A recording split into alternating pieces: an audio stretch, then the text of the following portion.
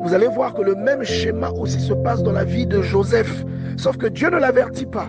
Dieu lui montre juste la finalité, mais il ne lui montre pas par quoi il va passer. Voyez, qu'est-ce que Dieu fait pour élever Joseph? Dieu l'emmène en Égypte. Mais qu'est-ce que Joseph vit en Égypte? Il vit des moments difficiles et douloureux. Après, vous vous demandez, mais pourquoi est-il obligé de vivre ces moments pour arriver jusqu'à la grâce que Dieu lui accorde?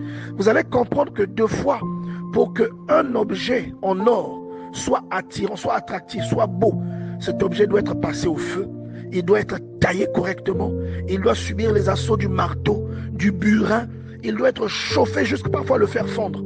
Et c'est à peu près le même principe qui vient dans la vie de certains enfants de Dieu. Ce qui est malheureux, c'est qu'il y a très peu de chrétiens qui comprennent ça. Beaucoup de chrétiens prennent la tribulation comme un châtiment. Beaucoup de chrétiens prennent la tribulation comme une occasion de renoncer à la prière. Tandis que la tribulation, c'est l'antichambre de l'élévation.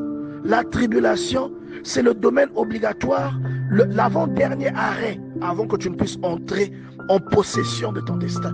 Vous voyez, quelquefois pour préserver la richesse spirituelle que Dieu te donne, il est obligé de t'emmener dans un endroit d'adversité. Il est obligé de te conduire dans un endroit où tu ne te sens pas chez toi. Un endroit où tu n'as pas tout ce que tu veux. Il est obligé de t'emmener, même s'il ne t'emmène pas au Gabon ou dans le Mayombe, mais spirituellement, tu vis au même endroit, mais spirituellement, il t'emmènera dans une région aride. Spirituellement, il ira avec toi dans le désert. Et tu ne vas pas aimer ça, bien-aimé. Tu ne vas pas aimer ça. Mais il faut que tu te souviennes que c'est dans le désert que Israël a su comment invoquer Dieu. C'est dans le désert qu'ils ont su qui était Dieu, quels étaient ses préceptes et comment le servir. C'est dans le désert qu'est né le judaïsme. N'attribue pas ce moment difficile au fait que Dieu t'a abandonné. Joseph était parti depuis 13 ans. Son père Jacob, qui était prophète, n'avait pas les nouvelles de Joseph, même de la part de son Dieu. Dieu ne lui avait pas révélé ce que Joseph vivait. Et pourtant, Dieu lui révélait lorsque Laban l'escroquait. Mais Dieu ne lui a pas révélé ce que son propre fils vivait. Dieu ne lui a pas dit qu'il était encore vivant. Vous voyez? Donc ce n'est pas parce qu'il ne te répond pas que tu dois croire qu'il t'a abandonné. Ce n'est pas parce qu'il ne te répond pas que tu dois croire qu'il n'est pas là ou qu'il se tient loin de toi. Il va parfois t'envoyer dans un endroit où tu ne sauras pas, où tu ne vas pas boire à ta soif. Pourquoi?